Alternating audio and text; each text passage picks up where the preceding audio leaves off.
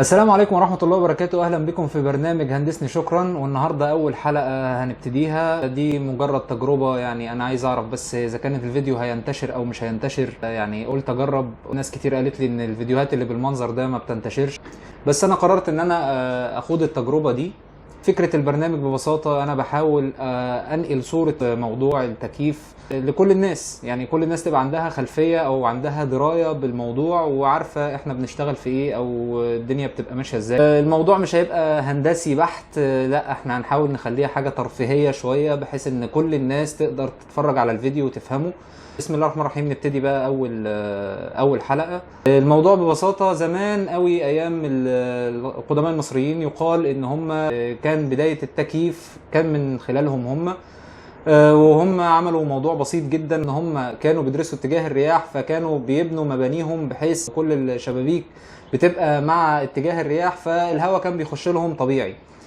ده كان مشكلته ان هو بيجي في اوقات من السنه طبعا بيبقى حر جدا، فكانوا بيفكروا ازاي يقللوا درجه الحراره دي، فعملوا سيستم او عملوا نظام صغير جدا.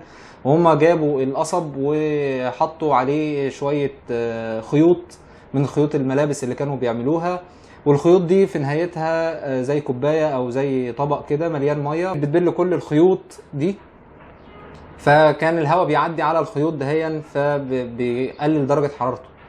والنظام ده معتمد لحد النهارده بنشتغله زي التكييف الصحراوي. جم بعد كده الحضاره الرومانيه خدوا نفس فكره القدماء المصريين، بيرشوا الحيطان بتاعتهم بالميه وبيعدي على الحيطان دي الهواء، فالهواء بيقوم مبرد الحيطان، فالجو جوه بيبقى احسن شويه. اول بدايه فعليا للتفكير في موضوع التبريد او موضوع التهويه بشكل اكبر، يعني جم الصينيين فكروا، خدوا الفكرتين مع بعض ان هم يرشوا الميه وموضوع الرياح ده بس يبقى هم يعملوا الرياح بنفسهم. فجي واحد كده اخترع مروحه. المروحه دي كان تقريبا قطرها حوالي 3 متر، وكان المساجين اللي كانوا بيسجنوهم بيحطوهم جوه المروحه دي ويمشوا فيها عشان يدوروها، فالهواء يعدي على الحيطان اللي مليانه ميه فيبردها برضو شويه. الفكره دي بالاخص في الفيديوهات اللي بعد كده هنقول لكم ليه بيحصل تبريد لما الهواء بيعدي على الميه. جم بقى القرن ال17 وابتدى واحد اوروبي يفكر ازاي يقدر يبرد بالتلج. لما درجه الحراره توصل صفر التلج بيتكون، الميه بتتحول لتلج.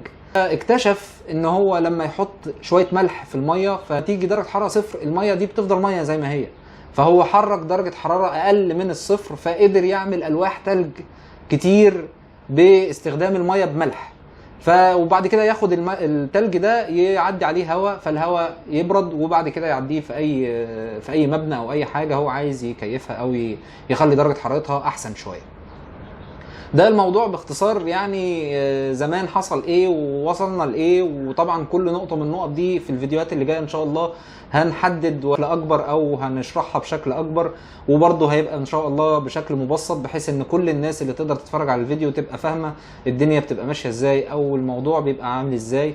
والموضوع انا شايفه مش محتاج هندسه قوي غير في الحاجات الحسابات، والحسابات دي احنا مش هنتطرق ليها بشكل كبير لانها حاجه ادفانسد شويه، يعني دي بتحتاج مهندس طبعا ومحتاج دراسة وكده.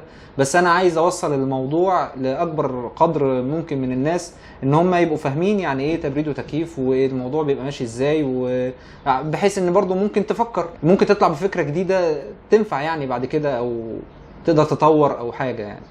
بس دي كانت اول حلقة لينا، واتمنى ان انا اكون وصلت لكم المعلومة بشكل لطيف، وساعدوني بقى يعني لو لايك وكومنت وشير برضو ده بيبقى كويس وبتاع، يعني الدنيا دي بتبقى جميلة، فربنا يسهل لو هو انتشر وكده ان شاء الله نعمل بقية الفيديوهات ان شاء الله يعني.